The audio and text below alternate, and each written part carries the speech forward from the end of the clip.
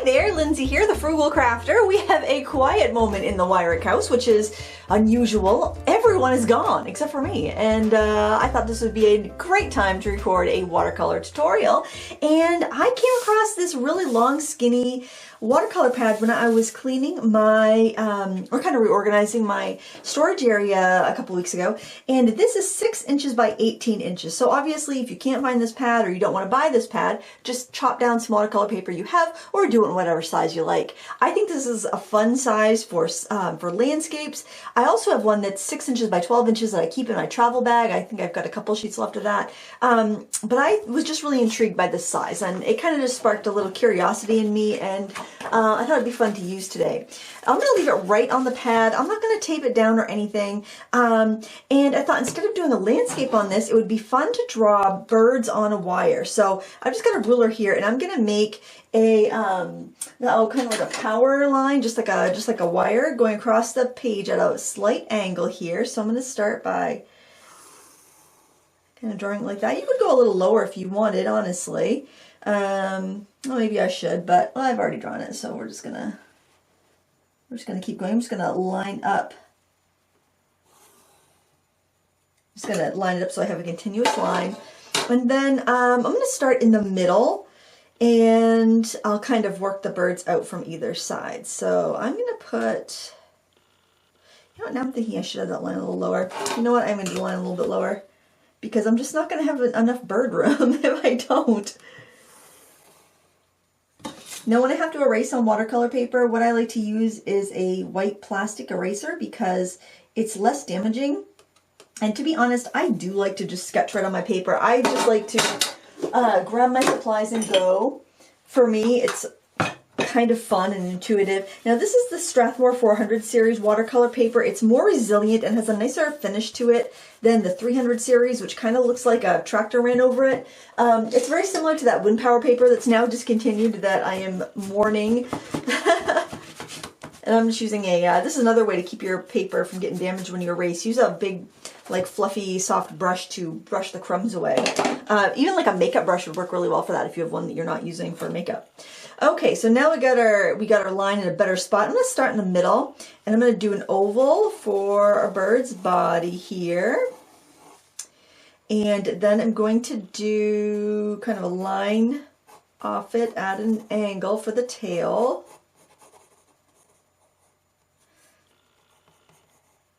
I'm going to do a line at a sharp angle off for one of the feet. Now the foot's going to be kind of a little bit more back here. You got the wing coming in close to the body. You're just kind of seeing the edge of it. Got to do a circle kind of for the head, overlapping the body a bit. I'm going to do beak.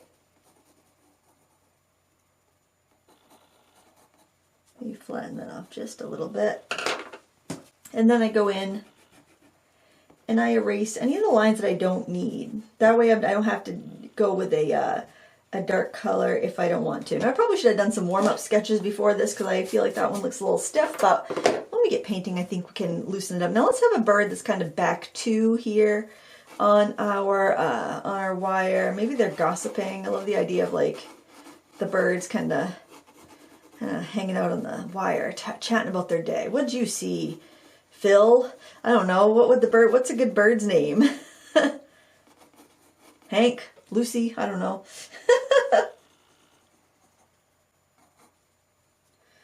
This one's looking backwards. And get kind of a little bit of a foreshortening happening here. So the tail's going to look shorter and wider. Maybe they look like they're about the same type of birds. I'm actually using a reference photo. And I knew I didn't want to do a landscape. And I wanted to do something that was in a row. So I typed the word row into Unsplash. And you got all these kind of like people rowing boats and stuff like that. And then I saw a row of birds on a wire. I'm like, that's it. That's what I want to do. And maybe I'll just do 3. Maybe. Because I made them kind of big. So let's do this one here, kind of, yeah, maybe we'll just do 3. Let's do a circle, a plump little partridge here. Getting ready for winter. It's hard work being a bird.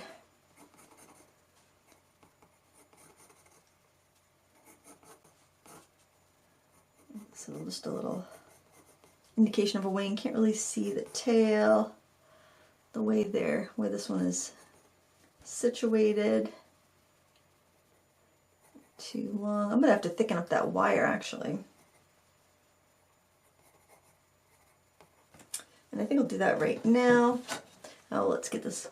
I'm gonna zoom in. That's one thing, nice thing about having a reference photo on your computers. You can actually zoom in a little bit and see what you're seeing here. Oh, look at his little angry eyes. Oh, you're so upset, bird. You mad because I called you plump? You're supposed to be plump. You're a little bird. Anamorphizing our little fellows here. Does look angry though. Let's see. He's gonna have a little bit of dark feathers on his chest. He's kind of scrunched in too. A little scrunched up little birdie. And this guy's got some, just want to get that kind of that color blocked in. Can't really see the eye on that one. This one you can see so many pretty patches of color. That's going to be fun to paint. I'm going to keep it kind of loose. Let's see, that wing, this wing. Let me see this patch of white on the back.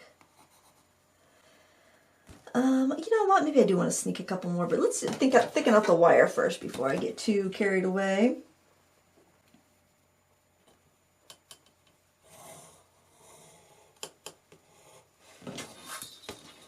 Might want a little thicker than that. The wire that they're on is actually kind of like a steel coiled wire, and it looks a little bit thicker than this. But I think that's all right. Do I just want 3? Yeah, I think I'll just keep it at 3. You can put as many birds on your wire that you want. That bird's expression is killing me. Angry little guy. Can we, yeah, his tail goes in front of that wire, so we want to get rid of that. The feet look very unnatural to me. I think it's because of how, I'm going to make that wire a little bit thicker. I think that's what's bothering me. My palette's in the way. I don't know if I'll be able to do that.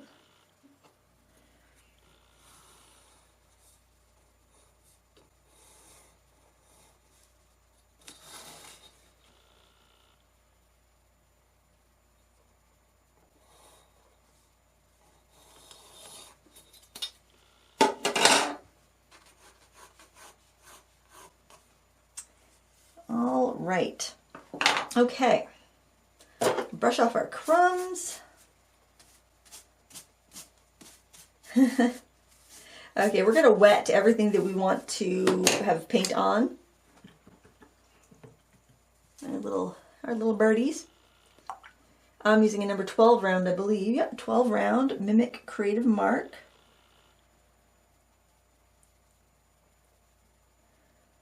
This is a cellulose paper, and it does have a decent amount of sizing in it. I mean, actually, I'm hoping it does because this is an older, I don't know how long I've had this pad. It's been a while. I kind of forgot about it, to be honest.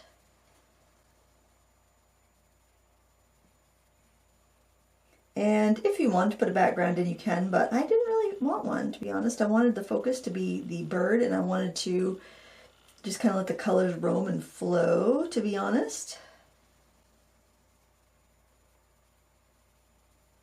And I'm almost thinking that I want it to be kind of like one shape, and I just want to kind of like drip the colors in and let everything just kind of flow together. That's what I'm going for here.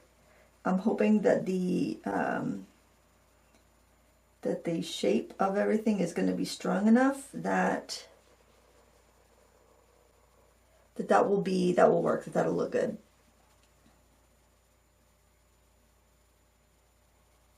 So don't feel like you have to rush your drawing, and I will link up the reference photo that I'm using. So if you want to trace it, or maybe you want to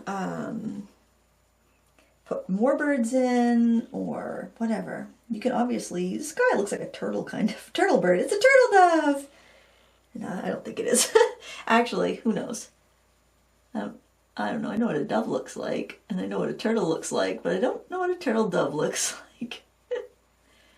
There's a reason I'm an artist and not a zoologist. There's a reason I don't paint animals very often. What I'm going for is a shiny, wet texture, so very wet. Okay, I want that water almost not quite beating up, because if you have too much water, actually, if it's beating up too much, your paint won't flow. It'll just kind of like, you need to have a wicking action, and so it needs to be not puddled, because a puddle will push your paint away. But it needs to be more than damp, because it's got to wick. It's got to wick the paint. And we're making like little paths and channels for our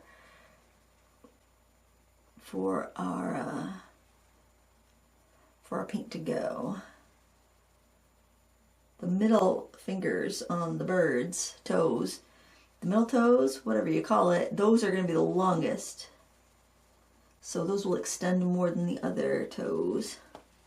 You want to tip it to the light to make sure that you're getting everything wet. All right, I think we're good. Okay, I'm going to start with some yellow ochre. That's not a terribly flowy color. Oh, by the way, the reason I'm using Mission Gold, you can use whatever you want. I do like these paints, but the big reason I'm using this is because I can fit, this is such a weird shape, and I'm like, if I use the Mission Gold, then I can fit it. I'm also going to use some, well, you can use whatever brown you want. You can use a burnt sienna, you can use I'm going to use this transparent brown, I think it's called. Whatever brown you want to use is fine. I actually might use a more neutral PBR7 brown. That brown's a mix. Mission Gold does have some unusual mixes, I will say that. Could even, oh no, it would be pretty. Shoot, I don't have it on this palette, but if you have a PBK11 black, like a Mars black, I think it is, you can get some fantastic granulation. Hopefully I'm going to use some ultramarine, and I'm hoping that will give me plenty of granulation as well.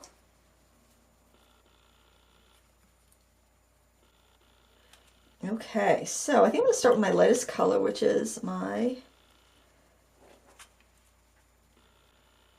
yellow ochre. Why do I want to say ultramarine? Who knows? Put that in some of the lighter areas. Now, I'm just going to go ahead and get a little bit more. Are we going to flow? Are we going to flow, or are we going to give me a hard time? There we go. Now, this is one of the benefits of having a studio in the basement, is that you can keep your paper drier a little bit longer, especially in summer, because it's not so cool down here that I have to run the space heater all the time. So I can have the beautiful granulation. I mean, I can have the beautiful paper staying wet long enough to get my granulation.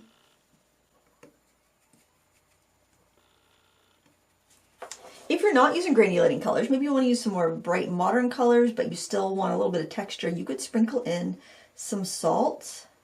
Now, when you do the edges, try to be careful about keeping the gesture good. Like, try to keep that outline shape that you sketched. You switch to a smaller brush if you need to. Don't have to be a hero. Sorry if my hand is in the way. I know that's an issue, but I try to move my paper, move my brush, but sometimes you just get kind of like lost in the painting, and then you're like, oh yeah, I'm trying to film something here. I'm sure my dog like run across the floor upstairs. Get these beautiful moments of quiet. I don't like to waste them.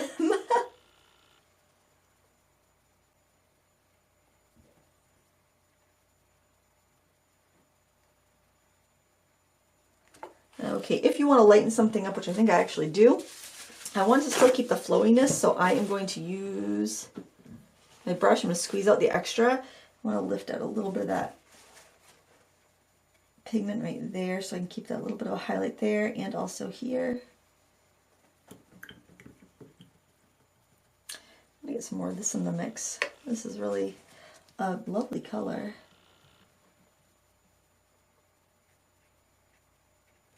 Now, I would just be a little careful of puddles because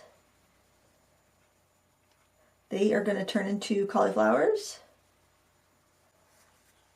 And if you need a sharp dark, go right in on the pan. And what the heck is that dog doing? Do you hear that, guys?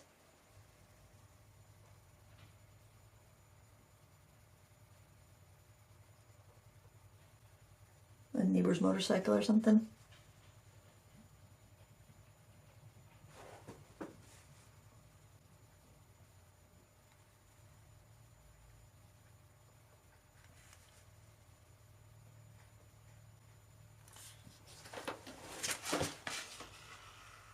Hearing something outside. I think it could be because I have the bulkhead open.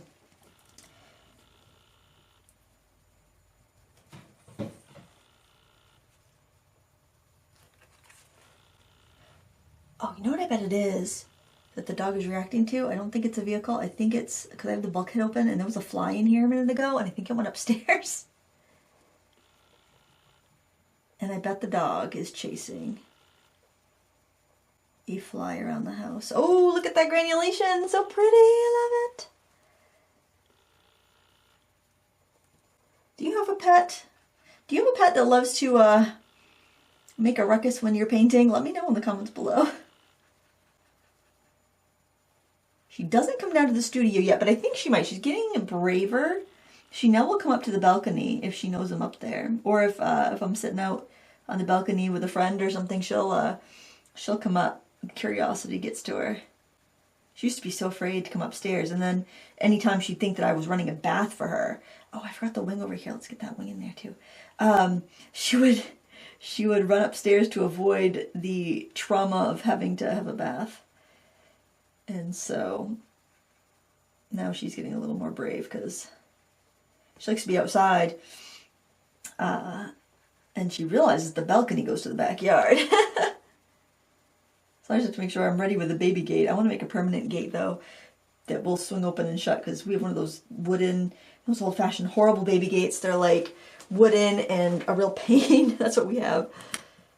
That I think we didn't have from when the kids were babies. We had it from when she was a puppy. We got rid of all the baby gates after we decided we weren't going to have any more babies. And we had the plastic kind. Actually, we had the kind that you could you'd kind of install, and you could open and close it with one hand, which was really handy. But I don't want something like that outside because I don't want our balcony to look like a baby-proof. It'd be very, I don't know. I don't want it to have plastic, I guess.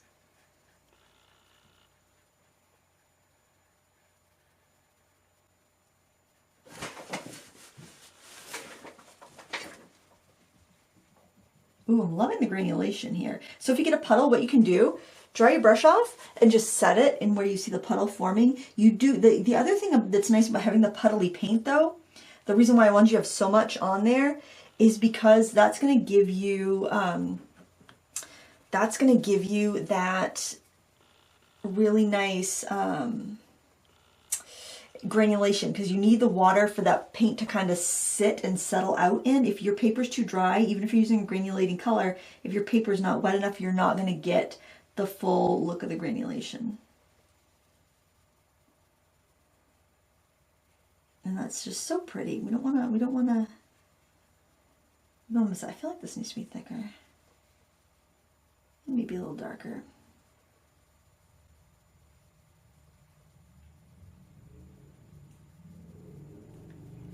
feel like everyone's got their motorcycles out.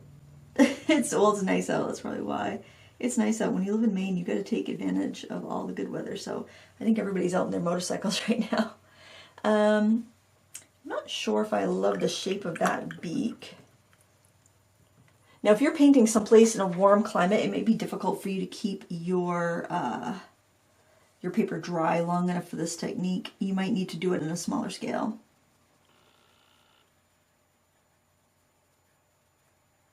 A little highlight there. All right, I'm going to lift up a little bit of the puddling.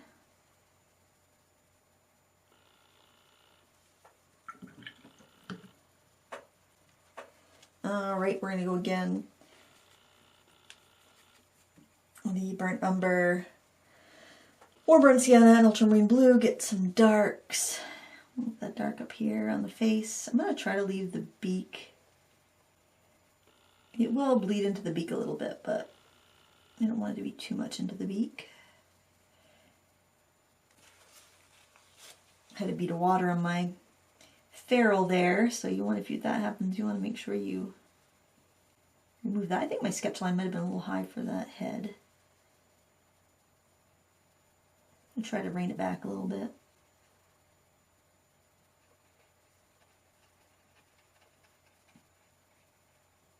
And I just want a little smidgen of dark over here where the little edge of the wing is.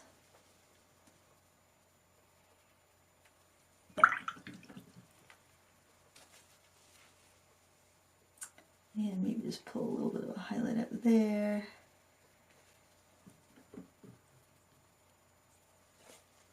The nice thing about these granulating colors are all so easy to lift. So if you decide you want to highlight somewhere, all you got to do is go in with that damp brush and you can lift it out.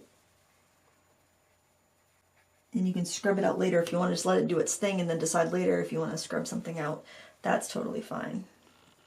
And if you feel like you're getting too much paint, just switch to a smaller brush. It won't hold as much. This is a fun big brush technique though. And you might need it, especially if you're in a warmer climate, to keep everything wet long enough.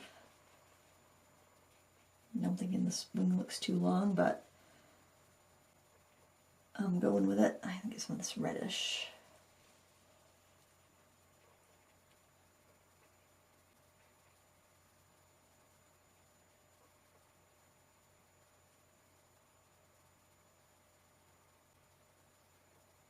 Totally, totally ignoring you as I paint and don't say anything. That's probably a nice change of pace, isn't it?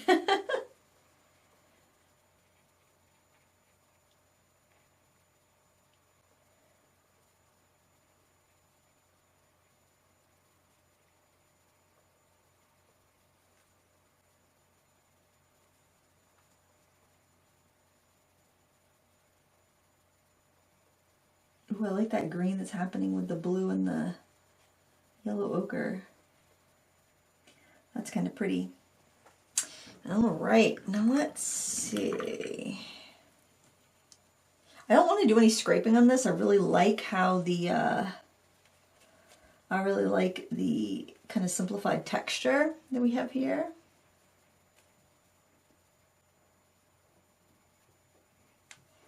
Just lifting out to highlight areas.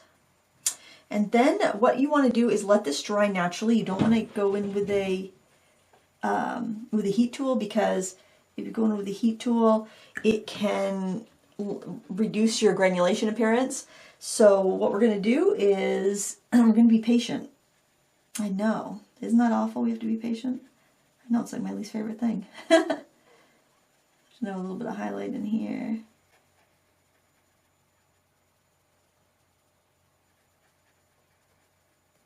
Okay, so I'm gonna let this dry, and then when we come back, we'll see what else it needs.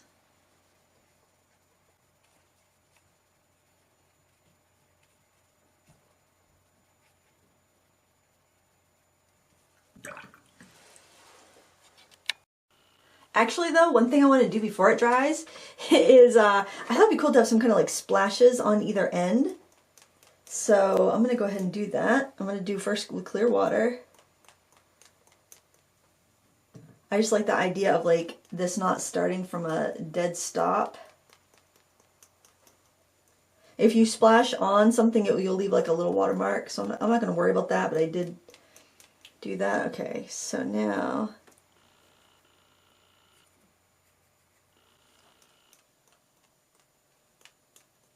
splashing paint into the water puddles. I do want to try.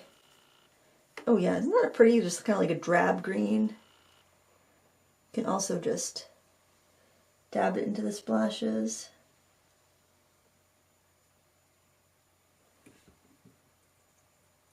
I think I might want a larger brush for splashes because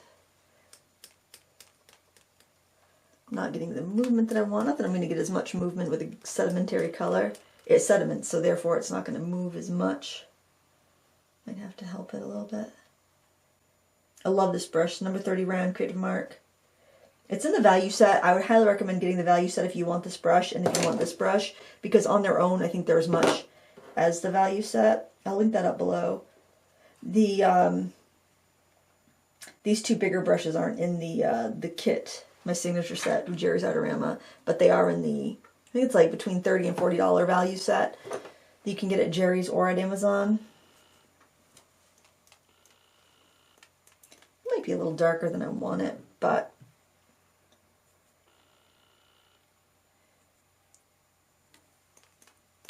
I do like my splatters.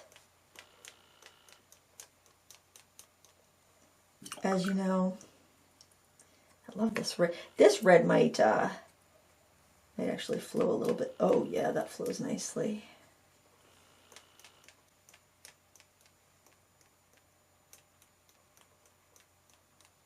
I like this because it almost gives me the impression that our feathered friends just kind of flew in, and it's kind of like the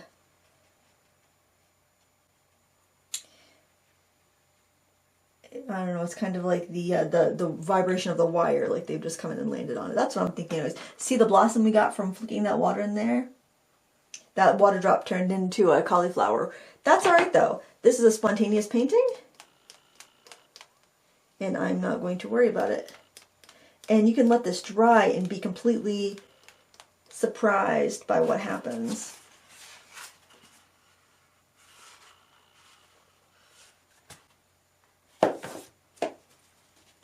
I'm blotting the edge because I don't want it to get on the pages, because I didn't take it down or anything.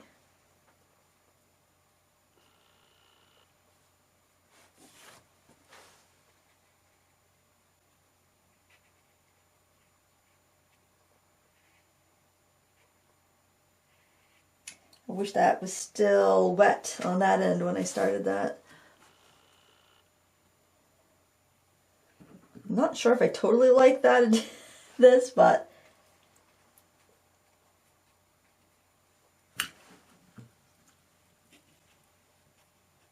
I'm just going to go in and kind of lift some of the pigment.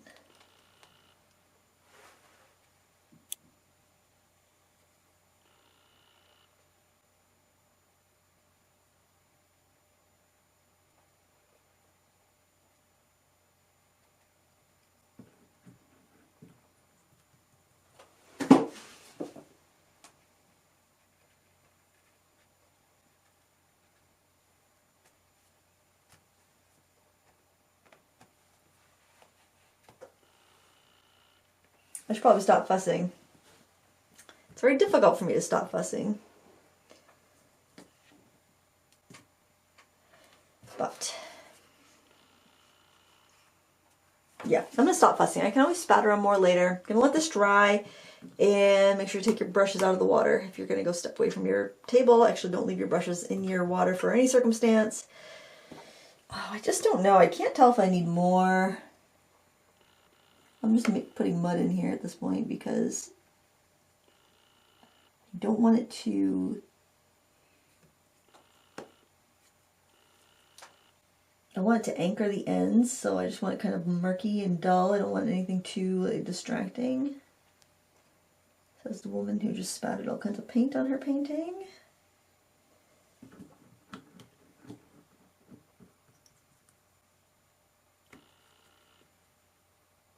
You know what, I'm gonna let it dry. I can add more spatters later, and we'll just see what happens when we come back. All right, it'll take about an hour to, well, I don't know. It'll take at least half an hour to dry, and we'll see you back after that. All right, I'm back. It's been quite a while actually, and I'm gonna do some lifting. I did a little more blue spattering after the initial wash was almost dry, because I'm like, I just want a little bit more in through here, but I didn't think I needed to record it because, you know, it's pretty basic, same thing. I like the granulation and the separation of the colors in some of these areas. I don't want to lose that, but I do want to bring a little detail out. So what I have here is a magic eraser, and I'm going to wet it in my clean water and just wring out the excess. I just did that over the water cup. That's my dirty water cup, but I did it over the clean water cup. And I'm going to use this with an eraser shield. Now, I've used this before to clean up mistakes in the backgrounds of paintings, but I haven't used it for lifting, and I think it would be quite a marvelous tool for that. So I'm going to use one of these small openings in my eraser shield and try to lift out the eye. The eye is pretty close to the beak. I just want to get like a little highlight. It's kind of tricky to get it just in that one area, but now look at that. That's pretty flippin' awesome, I think. That's pretty amazing. Now let's see. I would love to be able to do something with a beak over here on this guy. This looks like it might be a bit steep, but maybe. They don't call it magic for nothing, folks.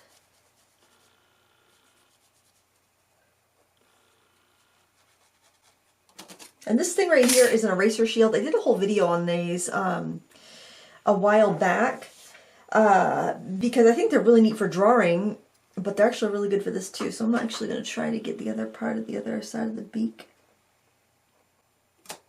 which is for short. It's a little shorter, so I'm just going to try to.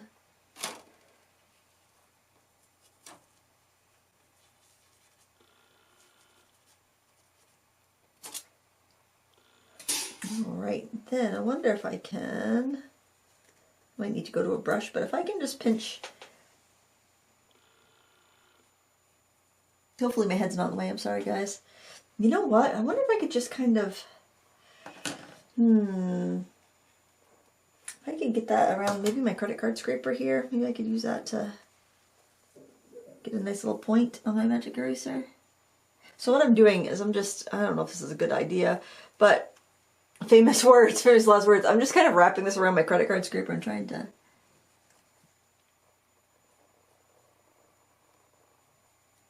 erase a little bit. I don't know if that's going to work. I think I need to go to a brush, but hey, that worked really good for that section there. I guess I could do a little bit with the eyes up there too. You really don't see too much of the eyes on that little bird. I could get just a little, make sure your eraser shield is dry if you are going to set this down. Let's see, the eyes are kind of foreshortened and on the, because the head is up. Do that. Oh, that should be out a little bit more, but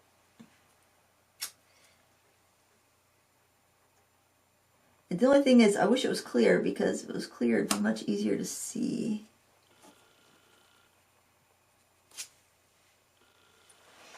Now, let me get a little stiff brush. This is just a little, oh, it's that little, those brushes that came with the Pagos set, and I can kind of go and finesse this a little bit.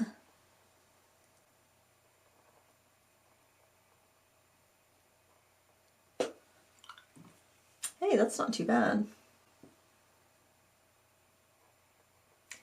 And maybe move this eye out a little bit. Now these are sedimentary colors, not going to be hard to lift. You don't need a magic eraser. But if you got any spatters where you didn't want them, that certainly would be a way you could deal with it. But you can see with this little brush,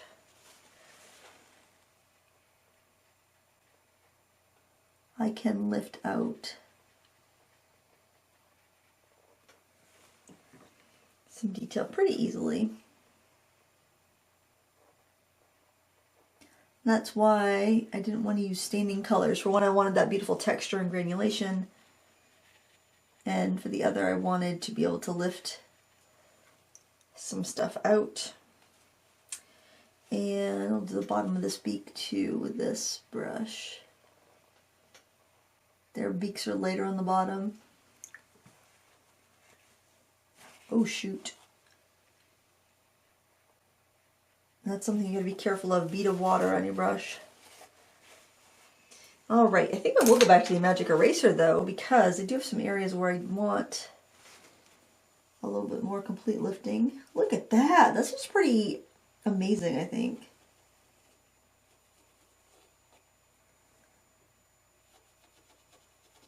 I just wish I could get better control with it. Rinse it and squeeze all the extra water out. And I'll be doing some finessing with the brush, but I just want to kind of lift up the larger areas with the magic eraser. Actually, this is a Dollar Tree one. Get 3 for $1, friends. You got 2 to clean with and 1 to paint with. That's what I call a bargain.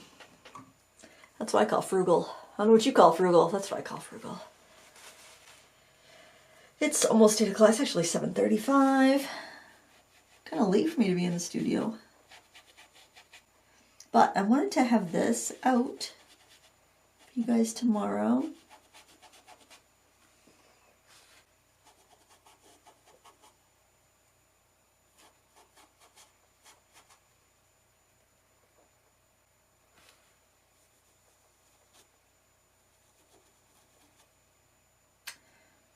Okay, I'm going to go in with a scrubber brush there. I know I have one right over here in a minute or something. Hopefully I have a scrubber brush in here. Scrubber brush is nice because it's got a little bit stiffer bristle. I don't see one in there. And that's weird. I usually have one. Oh, right here. I like these here. They're not very expensive. They're by Royal Magnical and they're from the Menta line. And they're actually a golden Taklon, really short. Basically, they are a scrubber, but they're a short filbert, basically, as a shape. And it's just really great for not damaging your paper, but getting out those light areas. Now, I do want to make sure that I keep lots of beautiful texture in, so I don't want to take out more than I need to just to get the structure of the birds.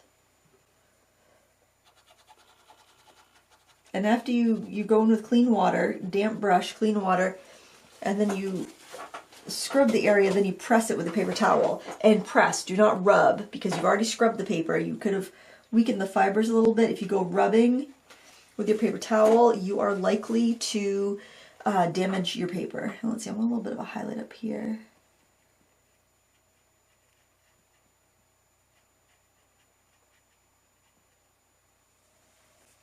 I actually like that one the best now, and that was my least favorite to begin with. And don't fret if you can't lift out the white detail that you want. You can always go in later with a gel pen and clean it up. And no worries there. And remember how we started this journey? This journey of painting birds on a wire. We started this journey and my house was quiet because everyone was gone. Well, that is no longer the case. And I think there's like a moth or a fly upstairs because I had the bulkhead open and there's no screen in the solar bulkhead. And there's been like a rogue fly or moth or something that my dog is like really interested in catching. So there's like extra crazy noises. All right. Okay. So now I'm going to go in. Actually, I'm just going to use this brush that is from Pagos. I'm going to mix up a little bit more of that dark color, which was our burnt umber and ultramarine blue.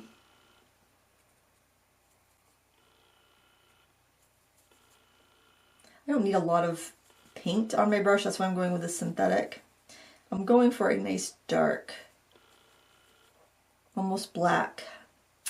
And I am going to, first thing I'm going to do is kind of define my beak here a little bit.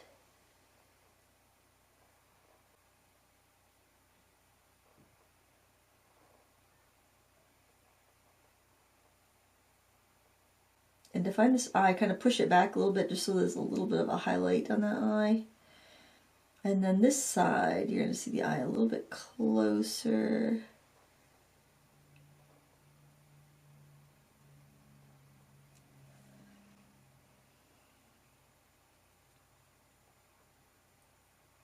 And I'm just going to put some just little flicks to just kind of give the hint of feathers.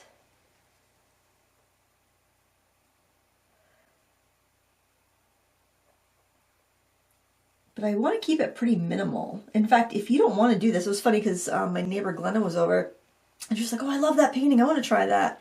And she said, is it easy? I'm like, sure. And I said, I'm not done with it. I'm going to do more to it. But if you just liked it, just like kind of the silhouettes, you don't have to do more. You can leave it just the way it is.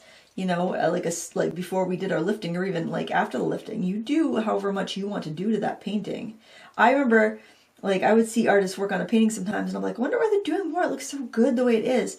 You don't have to. You can even watch the video to the end and decide, like, if you want to do more or not. You know, don't. Everybody's level of done is different.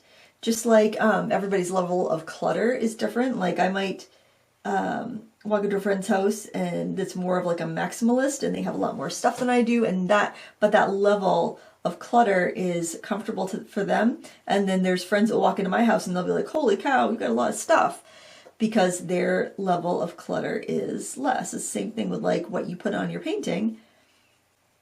Oh, I don't want to cover too much of that. Pretty granulation. Everyone's got their own level of like what is done.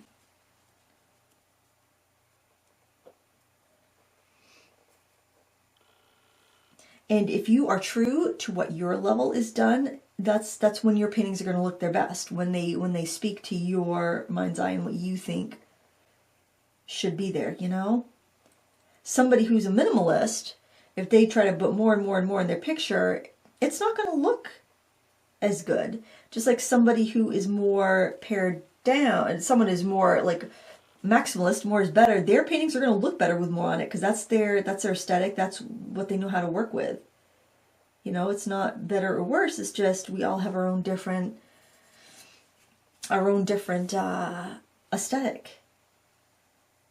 And that's why you can see something, you can say, wow, your house is beautiful, but I couldn't function having that many things to dust. Or you might be like, well, your house is beautiful, but I need more warmth, I need more, you know, I need more stuff around. And that's totally fine. I gotta zoom into my photo. Yeah, it looks like this little toes in front, so I want to put that like that. Sometimes I gotta zoom in on those pictures on my computer. You know, gosh, I think that bird looks pretty well done to me. We'll zoom in and well, I could zoom in a little bit. You know what? We could zoom in. I can move this stuff out of the way a little bit, I think. And get a little bit closer for this next one. Sorry, it's crooked. I just want to make sure I can fit it in the picture. Now up here, let's start around the eyes. We've got a shadow in here.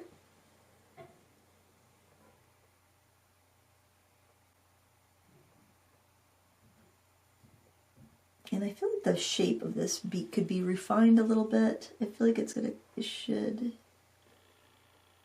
There, that's a little bit closer.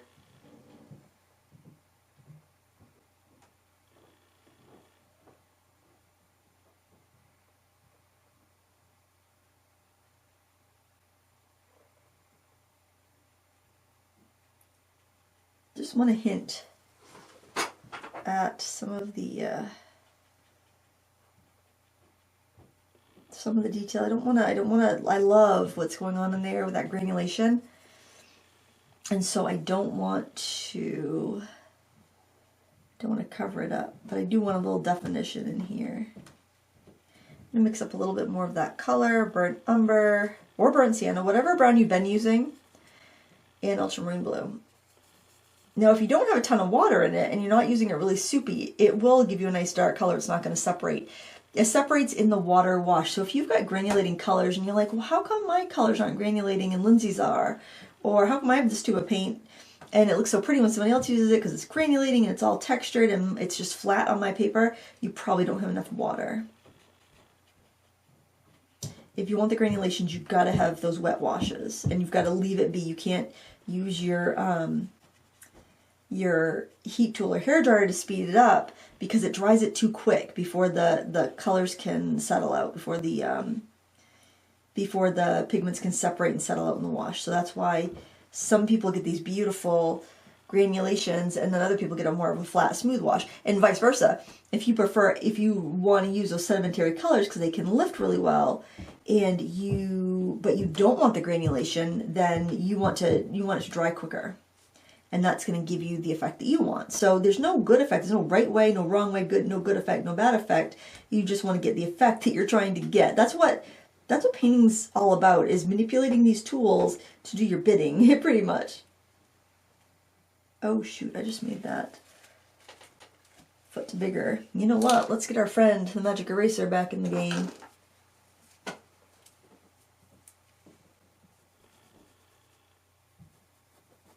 Man, that works so good. But I'm going to snip off cuts really easily with just regular shears. These are sold, I just get the Dollar Tree ones. I haven't bought the Mr. Clean brand ones since I found the ones at Dollar Tree. They seem to be the same. They have the sheets too, and they also have them at the Dollar Tree. I haven't used those. But if anyone has used them for this, let me know how they work. I don't know if it'd be easier or harder to control.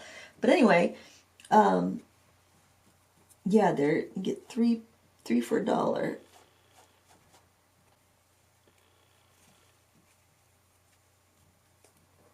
I feel like I'm making a mess right now, but oh golly, why didn't I use the eraser shield, Lindsay?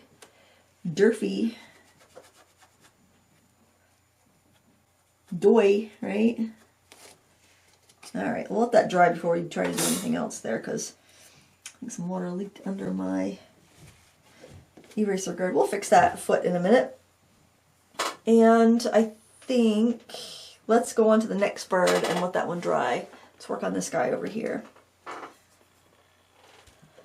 And let's see, I see a pretty distinct big wing there.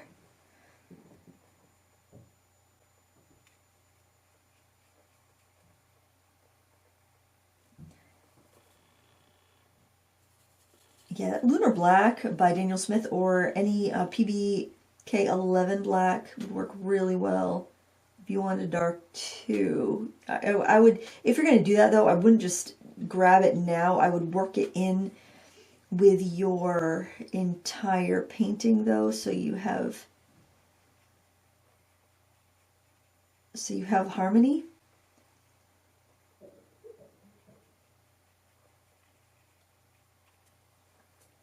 We're just hinting at things here.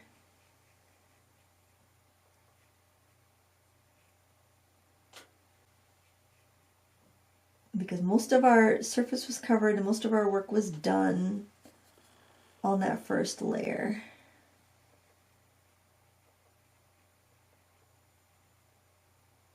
Just trying to draw little segments here that I see. This one has so many interesting patterns with the feathers on its back, so I just wanted to get that kind of in there.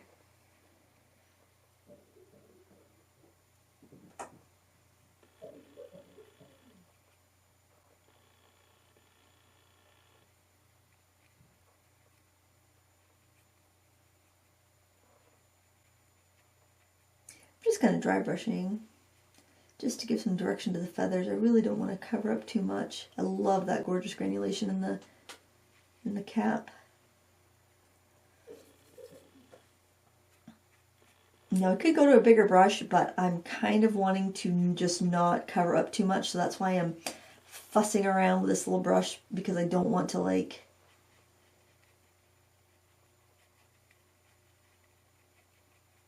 basically I don't want to do too much.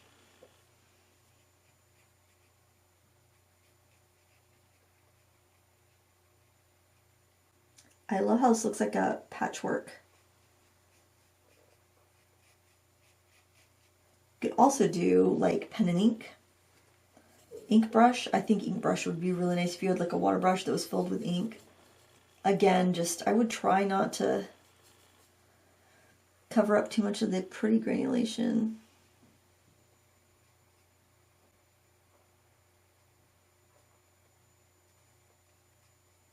It's hard though, because you want to get like a certain amount of detail.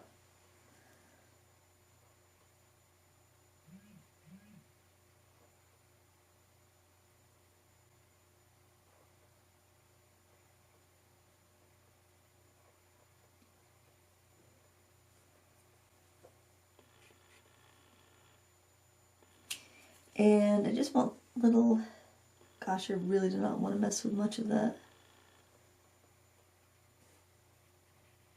cap.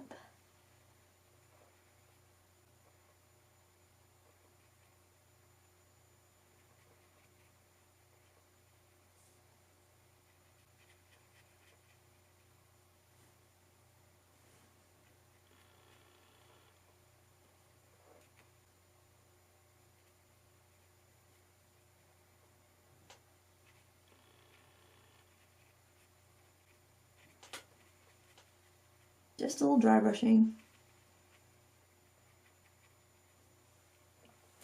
All right, if you want to dry any of this stuff quicker, like say you had an area of your painting that was kind of wet and you're like, oh, I want that to dry like this area, drying it at this stage would not be a problem because you don't have any really soupy mixes where you're trying to get your paint to dry. You're trying to get your paint to granulate. Does that make sense? So it's totally fine if you want to dry it now. Now the bird's kind of had an orange foot there, but I'm just going to keep it simple and stick with this coloring.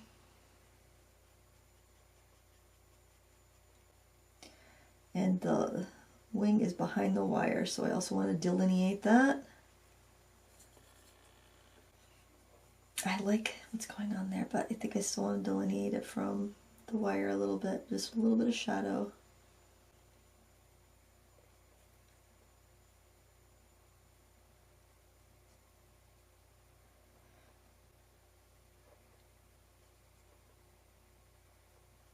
It's kind of touch and go, you know, you don't want to do too much. I also feel like I'd see a little bit of eyeball there.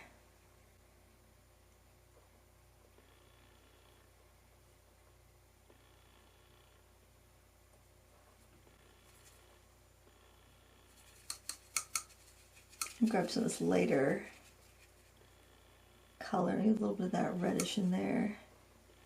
That reddish brown.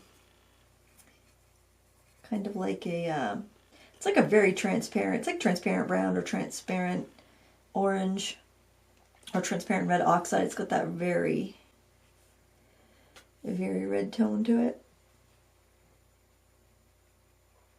Add some texture in this area where it is, where there's not a lot of granulation and it just is a little bit warmer in color.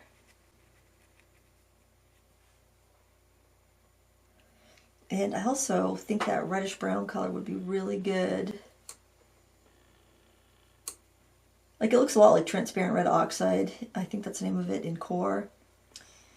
There isn't a lot of granulation on the breast here, and there's that nice texture of feathers, so I do want to add that in there because there's not much going on this bird.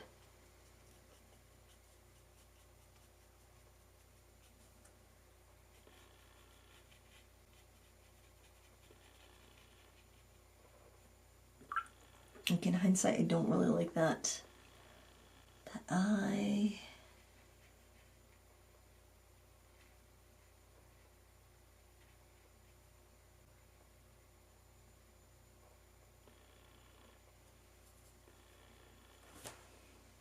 Always watch for the beads of water on your brush ferrule because they can slurp down and mess things up royally. Pulling some little hairs out.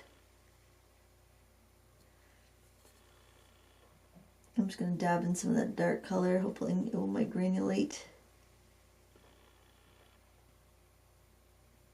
Because it was looking a little light. I'm going to feather it into the other darks that I put on there.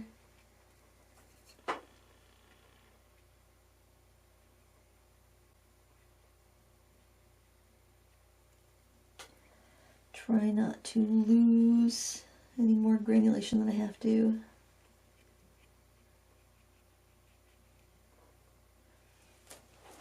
All right, You can add a little yellow to the beaks if you want to.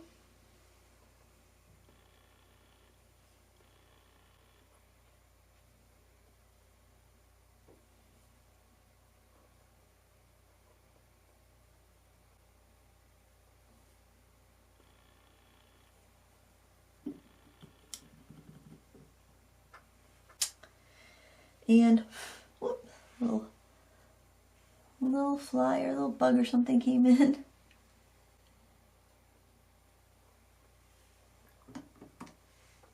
Something I'm not quite happy with about on that face. I'm not exactly sure. I think it needs to taper in a little bit more. Oh, that's better. Trust your gut. If you see something you're not happy with, it doesn't look quite right, just figure out what it is and correct it. All right, let's zoom out here. I'm gonna get a quick little blast just to dry the face there. It might need to be darker. I mean, you can always go over with black and white pen. Don't feel like you are limited. It's not a bad idea to actually take a step back and look at something in a day or two and decide what it is that it might need. I'm pretty happy with that. I think that looks pretty nice. I might do a little gel pen at some point, but as it stands now, I'm happy with this, and I hope you are too, and I hope you give something like this a try. If you don't like the spatters, don't do the spatters. If you do like the spatters and you want more, do more. If you want more birds, do more birds. It's completely up to you. It's your artwork, and I'm going to link at the reference photo that I used. There's actually 7 birds on 2 wires in that photo, so feel free to experiment with it and have a great time. Thanks so much for watching. Please give me a thumbs up if you enjoyed this tutorial. Until next time, happy crafting.